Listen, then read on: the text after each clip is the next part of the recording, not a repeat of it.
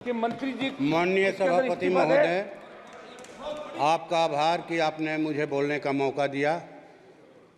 मैं अपने पार्टी महासचिव कॉमरेड दीपांकर भट्टाचार्य और भोजपुर की महान जनता का भी आभार व्यक्त करता हूं कि उन्होंने चुन करके मुझे यहां लोकतंत्र के इस सबसे ऊंचे मंदिर में भेजा। महोदय, मैं धनबाद प्रस्ताव के खिलाफ में बोलने के लिए खड़ा हुआ हूं। सब लोग जान रहे हैं कि इस देश में खेती घाटे में जा रही है।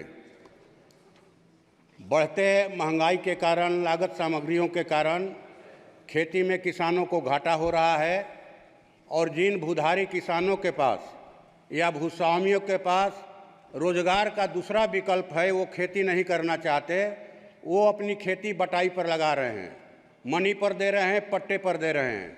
तो घाटे की खेती का भार देश के बटाईदार किसानों ने अपने कंधों पर उठा रखा है, लेकिन उन्हें किसान नहीं समझा जा रहा है।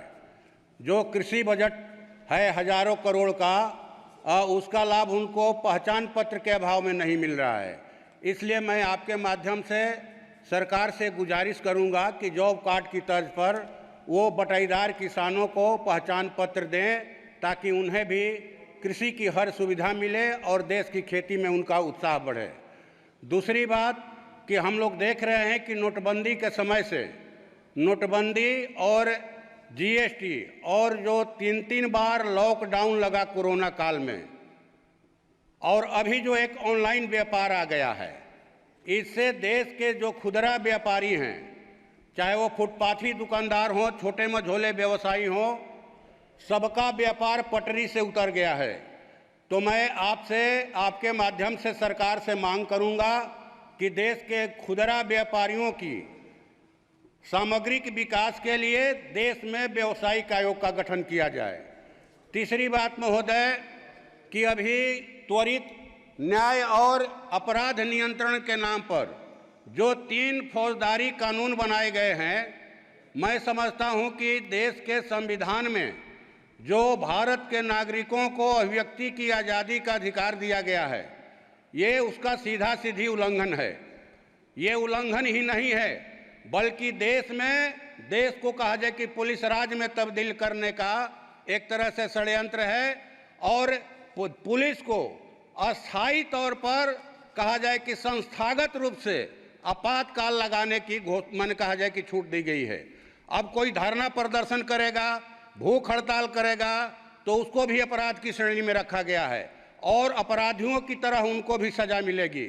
मैं समझता हूं अब जो है कि ये माने थानेदारों के विवेक पर इस बात को छोड़ दिया गया कि वो एफआईआर करेंगे कि नहीं करेंगे। थानों में जो डिटेंशन की अवधि थी 15 दिन, उसको बढ़ाकर 60 दिन से 90 दिन कर दिया गया। तो मैं समझता हूं कि इसे तो आप आरोपी से कुछ भी उगलवा सकते हैं प्रताड़ित करके। इसलिए इस कानून को फिर से सदन के पटल पर रखा जाए, इस पर पुनर्विचार हो, और जो है माने कहा जाए कि इसको माने जो जरूरी राय सुझाव आए उसके आधार पर इसको आगे बढ़ाया जाए।